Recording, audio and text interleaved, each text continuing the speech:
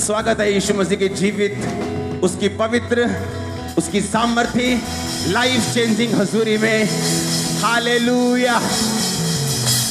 स्वागत है सब ब्रांचेस का, गुरदासपुर, अमृतसर, सब ब्रांचेस, लुधियाना, पटियाला भी तो नाम याद करने। और आज बरनाला चर्च की ओपनिंग है। ओ जीसस, बरनाला चर्च आपकी स्क्रीन के सामने है। बरनाला चर्च, ये फर्स्ट संडे है बरनाला का और ये बिल्कुल नया एरिया है और आप देख सकते हैं बरनाला चर्च।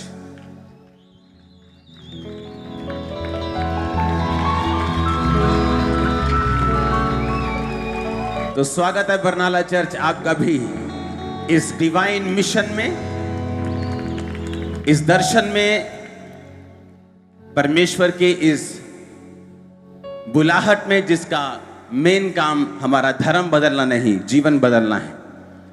यीशु मसीह नया धर्म बनाने के लिए नहीं आए। अगर वो आए होते तो हम लड़ रहे होते इस समय दूसरे लोगों से कि तुमने हमारे धर्म को ये बोल दिया और हम तुम्हारे धर्म को फिर ऐसा बोलेंगे, अब तुमने ऐसा कह दिया और हम तुमको मारेंगे, हम भी धरना देंगे। लेकिन यीशु मसीह धर्म बदलने नहीं आए, वो लाइफ चेंज करने के लिए आए।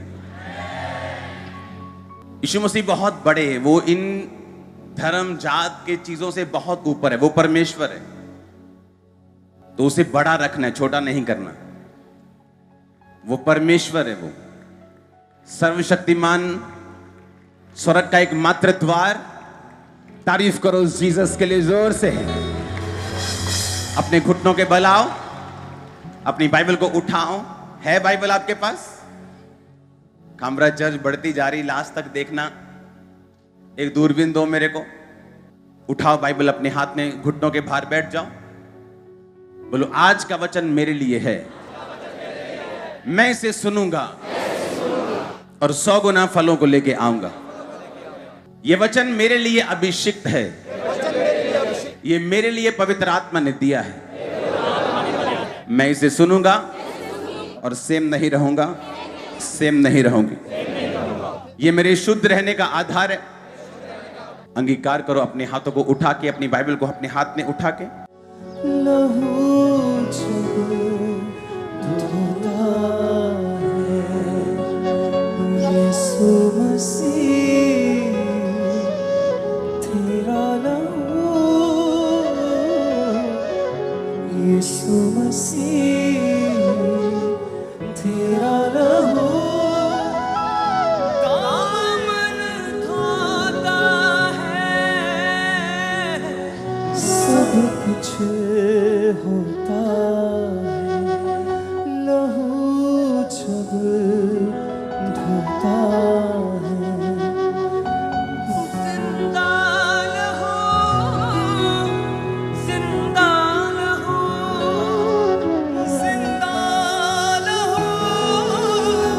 तारीफ करो जोर से।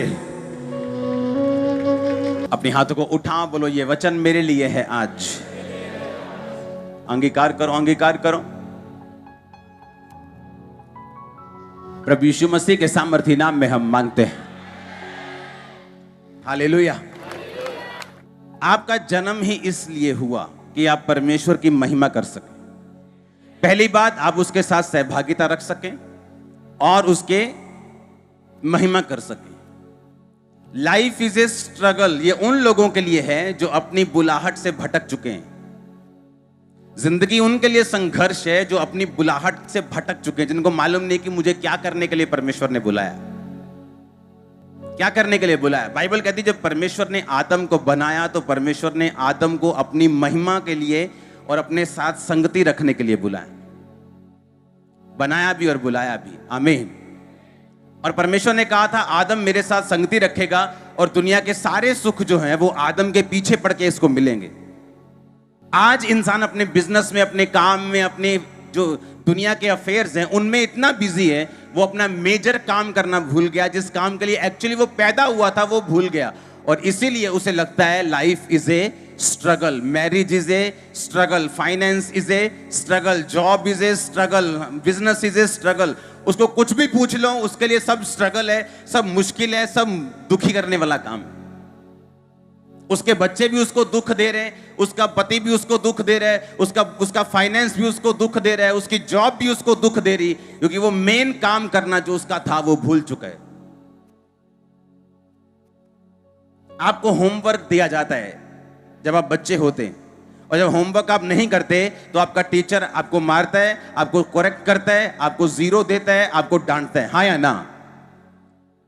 अगर आप परमेश्वर के स्टूडेंट हैं, उसके बच्चे हैं, उसके बनाए और बुलाए गए हैं, तो आप जो भी क्यों नहीं हो, आप रिक्शा वाला से लेके आप राजा की पदवी तक हो सकते हैं।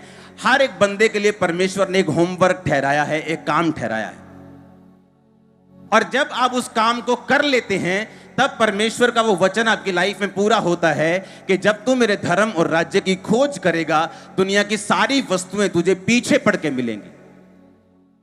ये व्यक्ति एक बैठा हुआ फाइनेंस में अच्छा हो सकता है, लेकिन वो अपनी बॉडी में संघर्ष कर रहा है। एक बॉडी में अच्छा है लेकिन अपनी फाइनेंस में संघर्ष कर रहा है। एक का फाइनेंस भी अच्छा है, सेहत भी अच्छी है, लेकिन अपने परिवार में संघर्ष कर रहा है। परमेश्वर ने कहा बीमारियां अलग अलग हो सकती हैं, लेकिन इलाज एक ही है। अगर तू मेरे दिए हुए होमवर्क को पूरा करेगा, मेरे दिए काम को पूरा करेगा, तो दुनिया के सारे सुख तुझे पीछे पड़ के मिलेंगे। आमीन। अब पाप में रह के आप उसके होमवर्क को पूरा कर सकते हैं क्या? आपको होमवर्क पूरा करने के लिए परमेश्वर तरीके भी देगा, वो आपको सिखाएगा भी कि आपने होमवर्क को पूरा कैसे करना है। एक टीचर जब बच्चे को होमवर्क देता है, काम देता है करने के लिए, वो पहले उसको सिखाता है कि बेटा ए ऐसे लिखना है, बी ऐसे लिखना है, गिनती ऐसे करनी है, छोटी ABC ऐसे लिखनी। पहले वो उसको सिखाता है और फिर बोलता है अब घर से करके आना।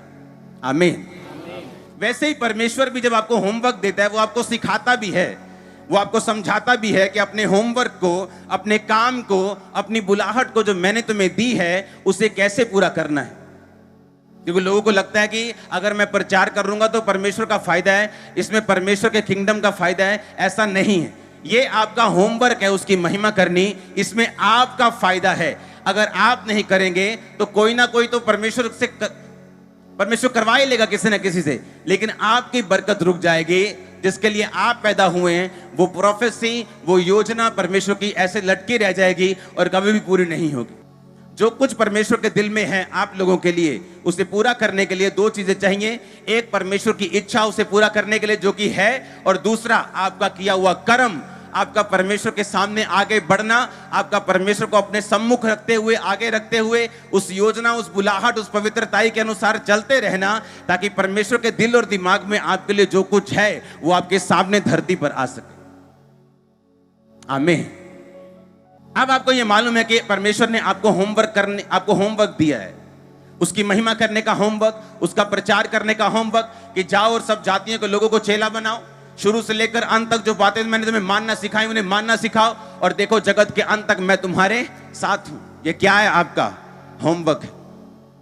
उसने कहा तुम्हारा उजाला मनुष्यों के सामने चमके, कि वो तुम्हारे भले कामों को देखकर तुम्हारे पिता की जो स्वर्ग में है बढ़ाई करे। ये क्या है? तुम्हारा होमवर्क। उसने कहा अपने शरीरों को मन भावता हुआ बलिदान चढ़ाकर परमेश्वर के सामने पवित्र करके चढ़ा दो। यही तुम्हारा क्या है? होमवर्क। उसने कहा कोई पवित्रताई के बिना परमेश्वर को नहीं देखेगा। मैं पवित्र हूं, तेरा बुलाने वाला पवित्र है, तू पवित्र बन। ये क्या है? तेरा होमवर्क। जब मुझे परमेश्वर का एक काम मिला, अब मुझे उस काम को अच्छी रीति के साथ पूरा करना है, ताकि परमेश्वर मुझे गुड दे सके, वो मुझे ब्लेस कर सके, ताकि मेरी लाइफ में संघर्ष ना रहे। इसलिए यीशु मसीह ने कहा तुम्हारा जुआ भारी है, दुनिया के थके हारे और बोझ लीजिए दबे लोगों मेरे पास आओ, मैं तुम्हें विश्राम दूंगा। तुम्हारा जुआ क्या है? भारी है। मेरा जुआ सहज है। परमेश्वर ने कहा मेरा जुआ, मेरा भार, मेरी सेवा सहज है और हल्की है। तुम अपना जुआ मुझे दे दो, मेरा जुआ तुम ले लो और मुझसे सीखो, और तुम अपने मन में विश्राम पाओ, क्योंकि मैं मन में नम्र और दीन हूं। लोग बोलते हैं शैतान हमें तंग करते हैं। वो उन लोगों को तंग करता है जो होमवर्क से बाहर है। जो होमवर्क के अंदर है वो उनको तंग नहीं करता, वो उनकी बात को उसको सुनना पड़ता है। परमेश्वर ने कहा मैं तुम्हें सांपों और बिच्छुओं को और उसकी सारी सामर्थ पर अधिकार देता हूं, किसी भी वस्तु से तुम्हें कुछ भी हानि नहीं होगी। लेकिन जो व्यक्ति वचन से बाहर है, होमवर्क से बाहर है, भटके हुए हैं, उनके लिए परमेश्वर का वचन ये चीजें नहीं कहता। इफिसियों 6 उसकी 11 से 18 आयत।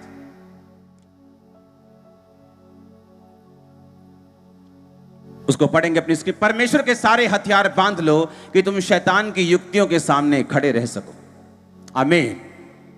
अगर आप परमेश्वर का होमवर्क करेंगे तो शैतान आपका विरोध करेगा। वो आपके सामने आपकी खिलाफत करेगा, आपके खिलाफ खड़ा होने की कोशिश करेगा, आपको परमेश्वर में रोकने की कोशिश करेगा।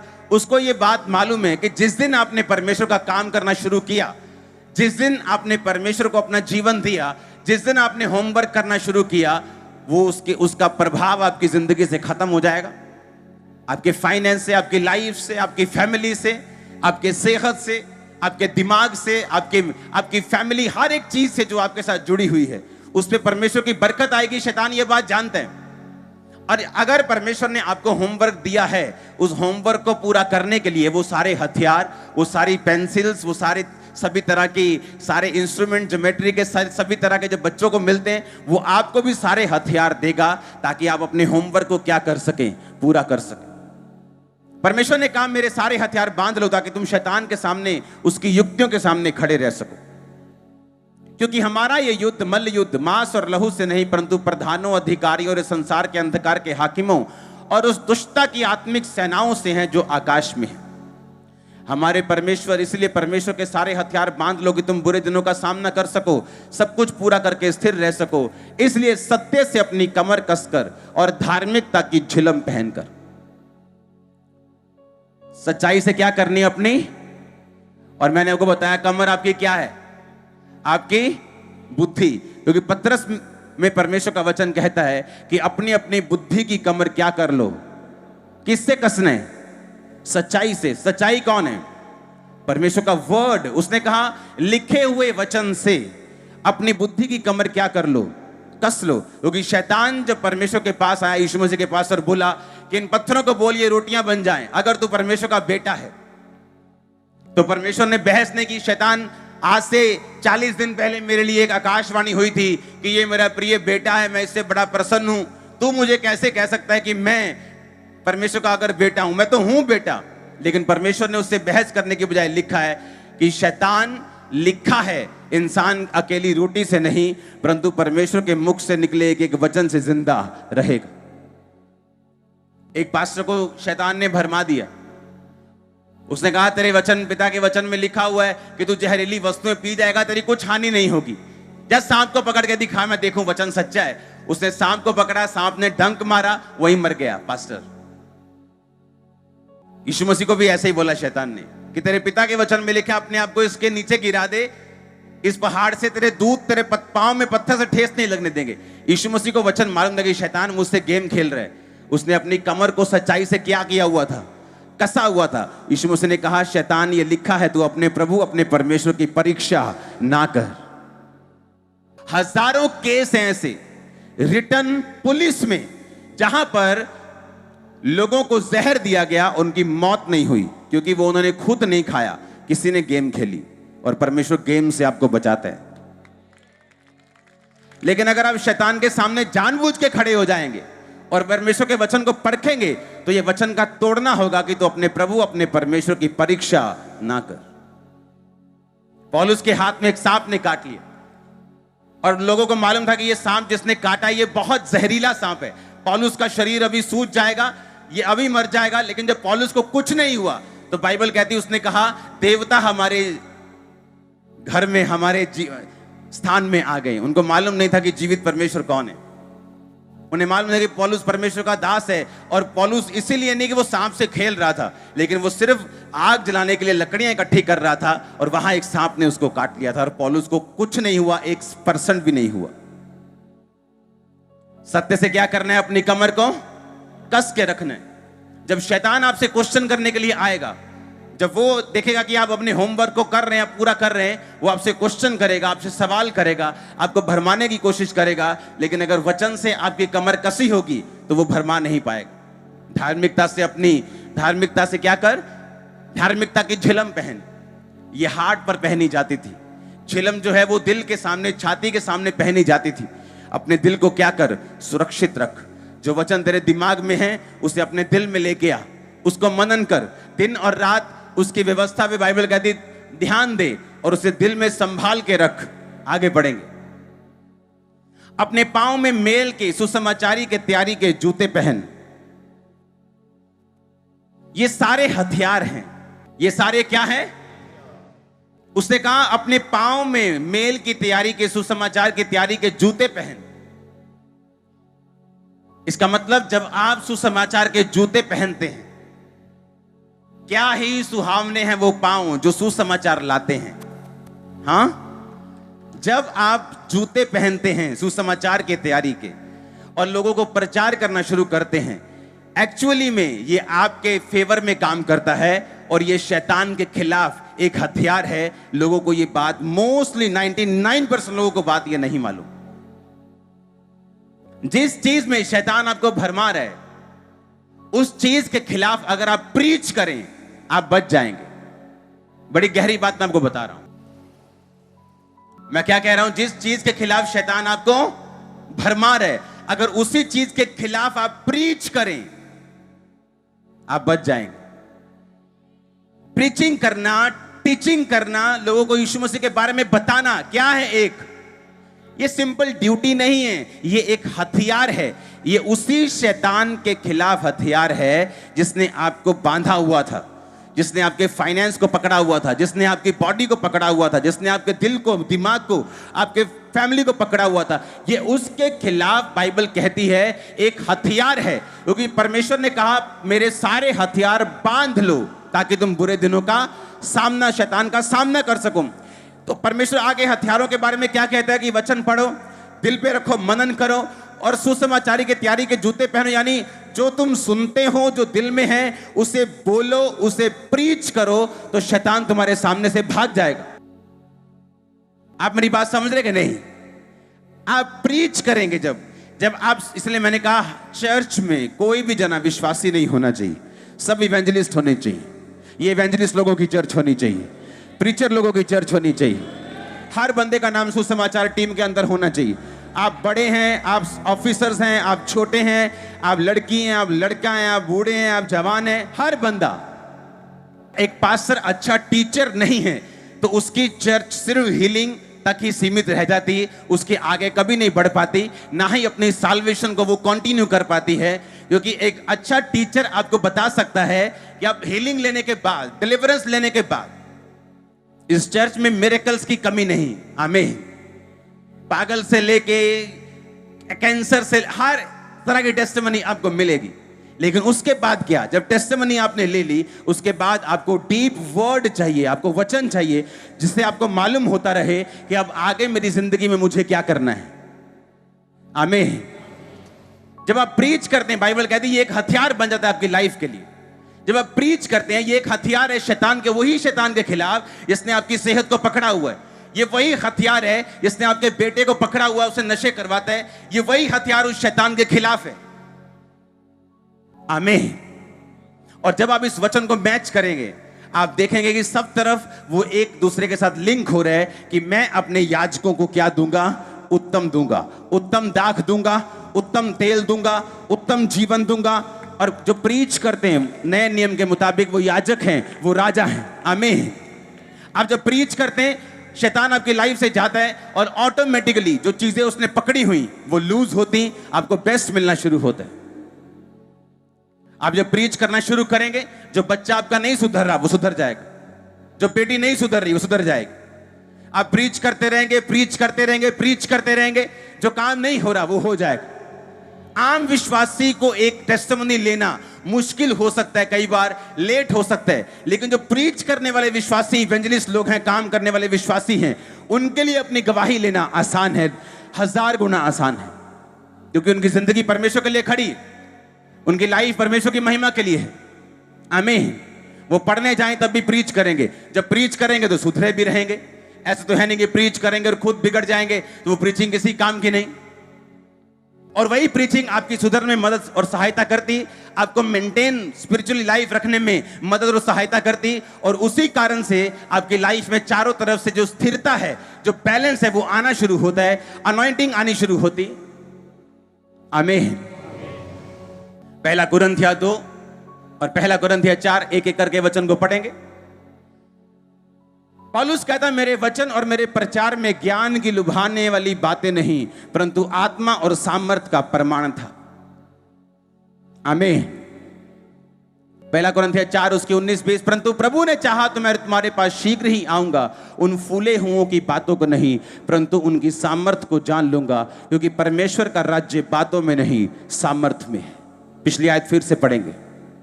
पौलुस कहता मेरे वचन और मेरे प्रचार में ज्ञान की लुभाने वाली बातें नहीं, परंतु आत्मा और सामर्थ का प्रमाण था। आमीन। यीशु मसीह अब कहते हैं कि तुमने प्रीच तो करना है, पर सिर्फ शब्दों से नहीं। तुमने प्रीच करना है, सिर्फ शब्दों से नहीं करना। कहता मेरे प्रीच में आत्मा और सामर्थ का क्या था? प्रमाण था। जब मैं प्रीच करने के लिए कहता आया तो मेरे पास ज्ञान की लुभावने वाली बातें नहीं थी, पर आत्मा और सामर्थ का क्या था? प्रमाण था।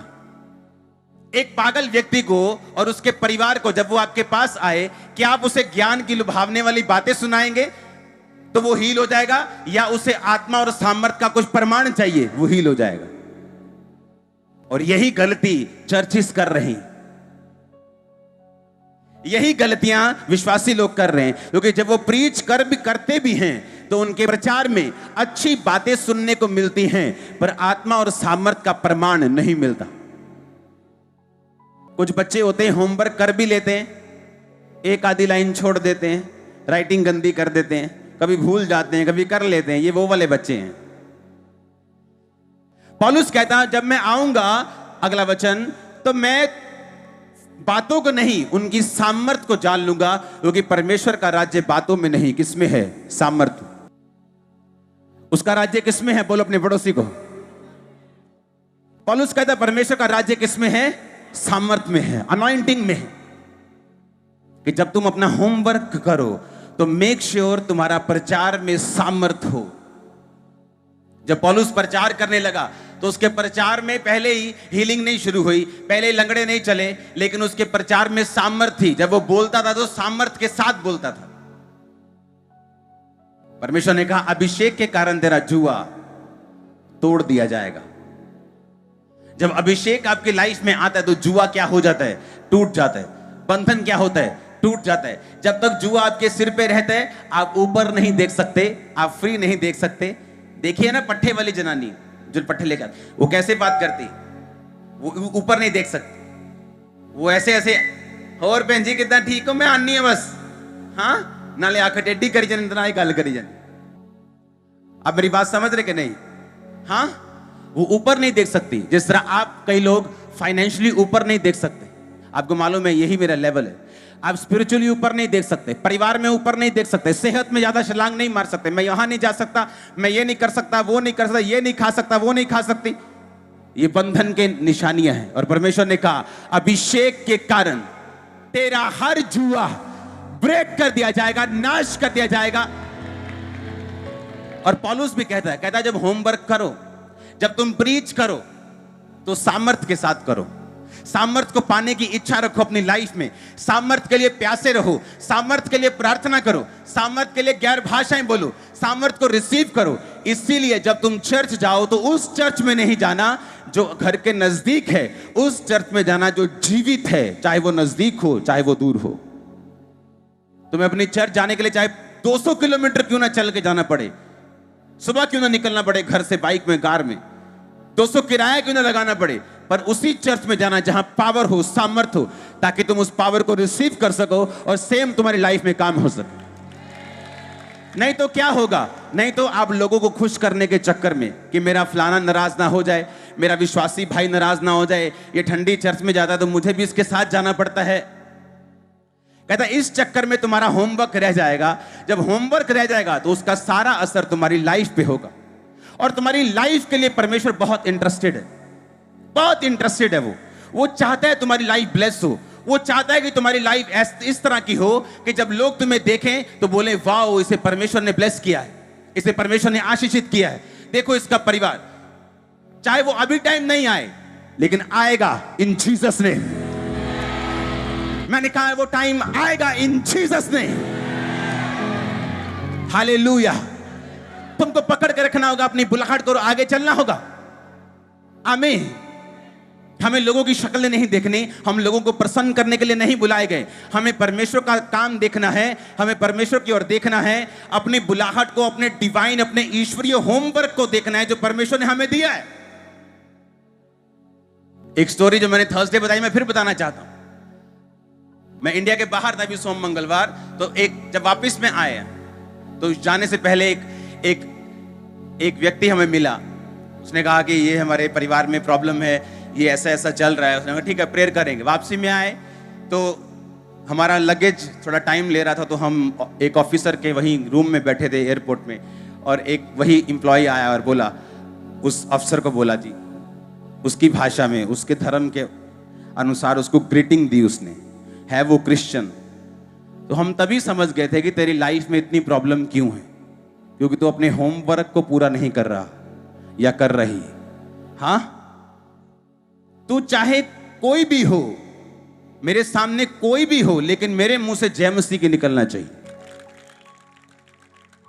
अगर इस बात से दूसरा विरोध करता है और गुस्सा करता है और चिढ़ता है तो गुड मॉर्निंग बोल सकते हैं, इससे ऊपर कुछ नहीं। Good evening, good afternoon. लेकिन आप दूसरी ग्रीटिंग को बोल रहे हैं और आपको मतलब नहीं मालूम कि वो ग्रीटिंग बोलने से ही आपकी पूरी स्पिरिचुअल लाइफ ऐसे की ऐसे हो सकती। तेरे मुंह में जिंदगी, तेरे मुंह में काहे का डर है तुम्हें? उस नौकरी का डर है जो घर में बीमारियां पल रही, जो घर में मुसीबतें पल रही, जो कर्ज काम कर रहे हैं, वो लेना चाहते हो साथ साथ, तो लो फिर प्रार्थना करवाने की क्या जरूरत है तुमको? बहुत कम हम लोगों से मिलते हैं, लेकिन जब हम मिलते हैं तो एक सेकंड में मालूम होता है कहां कितने पेज फंसे हैं। तुम्हारा होमवर्क है, तुम जहां भी हो, जॉब में हो, तुम बॉस हो, तुम एम्प्लॉय हो, तुम बिजनेसमैन हो, तुम कहां भी हो, किधर भी हो, तुम्हारा काम है अपने होमवर्क को पूरा करना, जो है परमेश्वर की महिमा करना, अपने मुंह से, अपने कर्मों से, अपने चलने से, अपने बोलने से। आज कोई एक सेकंड के लिए नाराज हो सकता है, लेकिन मैं आपको दावा करता हूं वही बंदा आप पे फेवर भी करेगा जब आप अपने परमेश्वर के लिए खड़े होंगे तो। आमीन। उसने कहा मेरे प्रचार में सामर्थ का प्रमाण था। अनॉइंटिंग में जब आप प्रीच करेंगे, अभिषेक पाएंगे और प्रीच करेंगे, यह हथियार बन जाएगा शैतान के खिलाफ।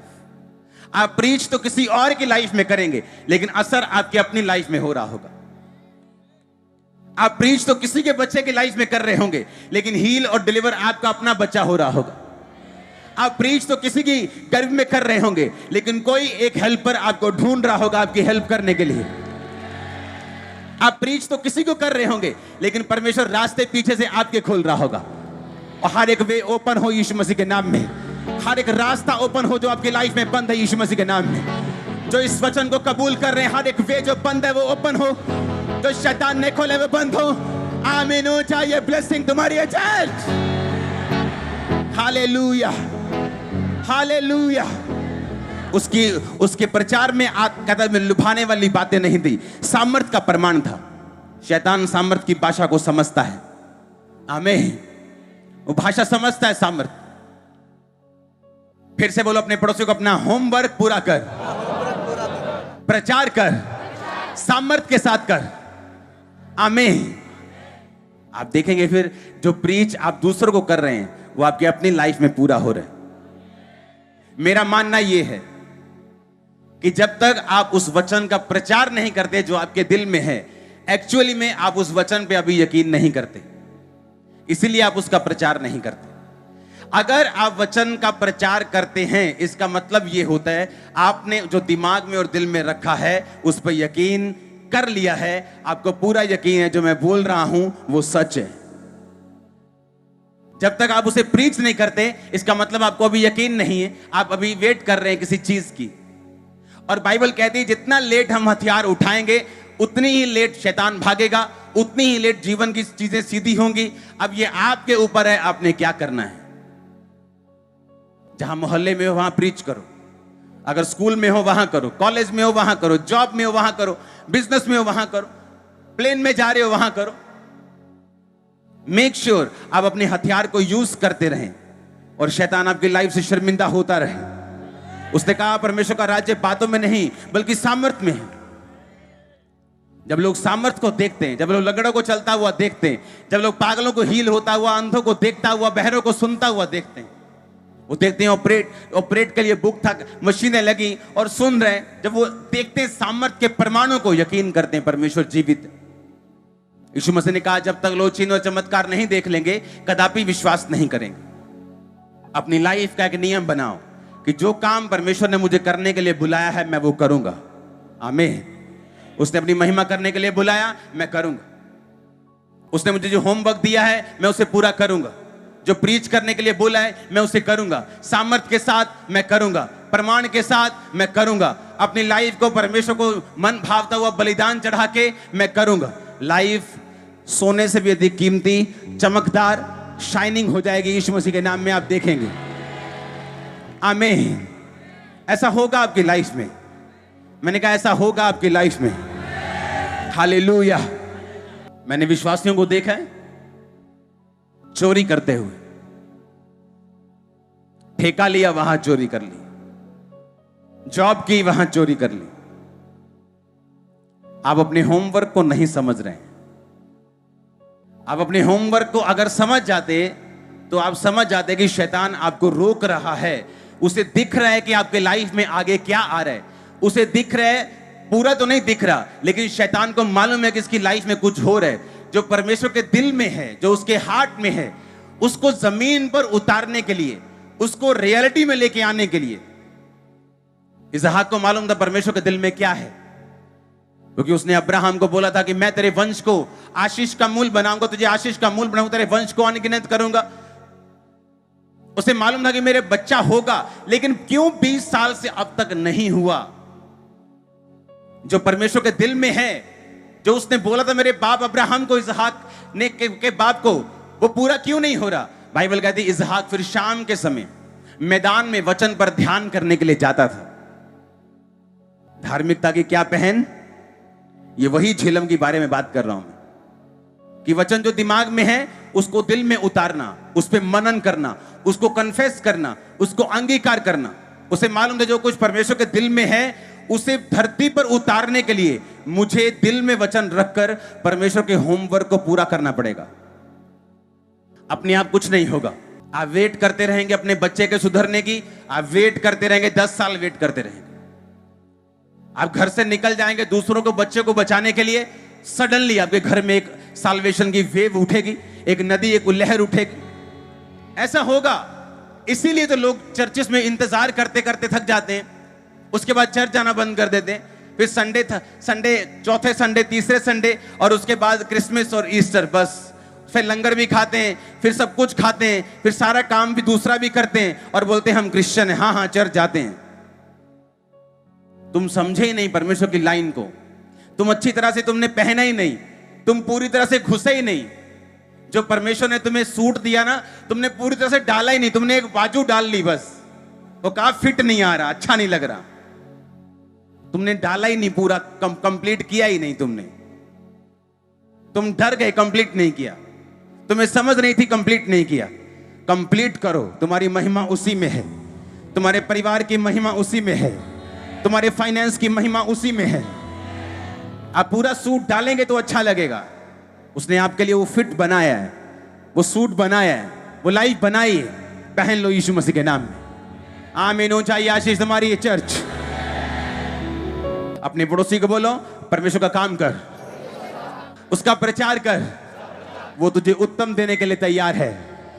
अपनी जिंदगी को परमेश्वर के रास्तों पर, उसके वचनों के मुताबिक चलाते हुए सामर्थ्य में परमेश्वर का प्रचार कर। ये तेरे लिए एक हथियार है जो शैतान के खिलाफ चलेगा। जब शैतान जाएगा रास्ते खुलेंगे, आशीष आएगी, गवाहियां बनेगी, तो ऊंचा ऊंची होगी।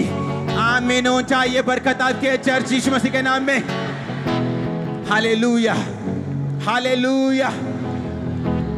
आपके सामने चुनौतियां होंगी कि आप अपनी लाइफ में इस मुसीबत के बावजूद भी क्या प्रचार करना चाहते हैं? क्या आप अपनी लाइफ में ये चुनौती है कि अब आप वेट करना चाहते हैं कि ये चुनौती सॉल्व हो जाए उसके बाद मैं प्रीच करूं, या आप प्रीच करना चाहते हैं? सुनो, हथियार हथियार है, वो चलाने की भाषा समझता है। आप बोले अभी मैं कमजोर हूं, थोड़ा मोटा हो जाऊं फिर तलवार पकड़ के चलाऊंगा, तब तक तलवार चलेगी कि पड़ी रहेगी? पड़ी रहेगी। जब तक वो पड़ी रहेगी दुश्मन जिंदा रहेगा। और हमारी लड़ाई किसके साथ है? किसी आदमी के साथ नहीं। किसके साथ? शैतान के साथ। जब तक आप वेट करेंगे कि मेरा कोई हल हो जाए, इधर से कुछ गवाही बन जाए, तब मैं प्रीच करूंगा, जब तक आप नहीं करेंगे वो शैतान वहीं का वहीं खड़ा रहेगा। अगर आप कहेंगे कि मैं प्रभु के वचन को पहले चलाऊंगा, करूंगा, देखी जाएगी, आप तैयार होंगे गवाही के लिए। बाइबल कहती है वो औरत जो अन्य जाति की थी, उसकी बेटी को दुष्ट आत्मा सता रहा था। इंग्लिश की बाइबल में लिखा शी केम एंड वर्शिप, कि जीसस को उसने, हिंदी में लिखा प्रणाम किया, इंग्लिश में लिखा वर्शिप किया। पहले वर्शिप किया कि बाद में वर्शिप किया? और परमेश्वर ने मना कर दिया कि मैं हीलिंग नहीं करूंगा, लड़कों की रोटी कुत्तों को नहीं डालूंगा, मैं सिर्फ इजराइल के पास अभी भेजा गया हूं, अभी अन्य जातियों का समय नहीं आया जब तक मैं जी ना उठूंगा। पर वो औरत कहती कुत्ते भी वही चूर चार खाते तेरी पालकों की मेज से गिरता है। वर्शिप, उसने पहले वर्शिप की, पहले फेथ दिखाया और उसे छीनना पड़ा यीशु मसीह जो वो चाहती थी। आप मेरी बात समझ रहे कि नहीं? अगर वो चली जाती तो परमेश्वर को क्या जाता? कुछ नहीं। आप चर्च में आए, चर्च से चले जाएंगे, कोई किसी को फर्क नहीं पड़ेगा।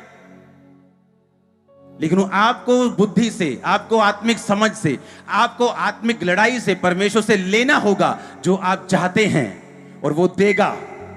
मैं आपको प्रोफेटिक दे रहा हूं, वो देगा जो आप चाहते हैं। आमीन। आपका टारगेट आत्मिक होना चाहिए। आमीन। आपका टारगेट क्या होना चाहिए? आत्मिक होना चाहिए। एक लड़की फास्टिंग करती थी, 40 फास्टिंग, कि मेरी फलाने लड़के के साथ शादी हो जाए। कैरेक्टरलेस नहीं थी, बट ये चीज परमेश्वर की महिमा के लिए नहीं है। और जब फास्टिंग खत्म हुई उसकी 3-4 साल 5 साल में, उसकी सुंदरता 70% कम हो चुकी थी। कारण क्या? उसने शरीर के लिए, शरीर की इच्छाओं के लिए फास्ट रखा, परमेश्वर की महिमा के लिए नहीं। आप प्रभु की महिमा के लिए रखेंगे, वो आपके लिए जो बेस्ट होगा आपकी झोली में डाल देगा। वो मांगो तो दिया जाएगा, इस वचन का आत्मिक मतलब है। ये नहीं आप कुछ भी मांगेंगे तो वो आपको देगा। इसका मतलब है जो कुछ तुम मेरी महिमा के लिए मांगेगा, कि प्रभु मुझे हील कर, मैं तेरा काम करूंगा, मुझे पैसा दे, मैं तेरे किंगडम को सपोर्ट करूंगा, मुझे ऊंचा कर, मैं तेरे नाम की महिमा करूंगा, मुझे छुड़ा, मैं तेरी सेवा करूंगा। यह है उसकी महिमा के लिए मांगना। ये नहीं है प्रभु हो गए 2 महीने बैठते कहां मैनू मैं जावा पाऊ आपे लेके आवा, कितनी देर तक मुंडे नूं कहूंगा, हाँ पता नहीं क्या इनू होर ब्रांड दा सी लै होर आंदा है रोज, कद तक प्रभु मैनू चक दे हुण मैं आपे लेके आवा रोज। क्या प्रभु उठाएगा उसको? प्रभु बोलेगा क्या करने के लिए उठाऊं? पौवा पीने के लिए? इधर ही रह तू। हालेलुया। उसकी महिमा के लिए मांगेंगे कि परमेश्वर मुझे उठा, मुझे प्रीच करना है। पड़ोसी अभी पड़ा है, रिश्तेदार पड़े हैं, बोलेगा आ उठ चल। आमीन। चर्च में मैंने देखा है एक लंगड़ा हील हुआ, शाम को वो ठेके पर था, बिना फोड़ियों के। इमेजिन करो आप, वचन कितना जरूरी है लोगों को देना। लंगड़े की बात कर रहा हूं, छोटी मोटी बीमारी की बात नहीं, लंगड़े की बात। फोड़ियों में आया, हील हुआ, शाम को ठेके पर देखा लोगों ने, विश्वासियों ने। बंदा कहता क्या बात है भाजी, आज बिना फोड़ियां तो? हाँ वह ठीक हो गया सी, ताई जल्दी आ गया आज थोड़ दे 2 पैक नाल एक्स्ट्रा दे दे, आदिया दे दे आज। कहां परमेश्वर की महिमा? वो आपको हील करता है अपनी ग्लोरी के लिए। आप जब उसे करते हैं आप ब्लेस होते हैं। आप ब्लेस्ड हैं। आज के दिन आप आशीषित हैं। आज के दिन आप ब्लेस्ड हैं अपने परिवारों समेत। आज के दिन बंधन टूट रहे हैं परिवारों समेत। आमीन हो जाए ये बरकत आपकी है। चर्च अपने हाथों को उठाओ। Thank you Jesus. हिलाओ हिलाओ हिलाओ हिलाओ अपने हाथों को।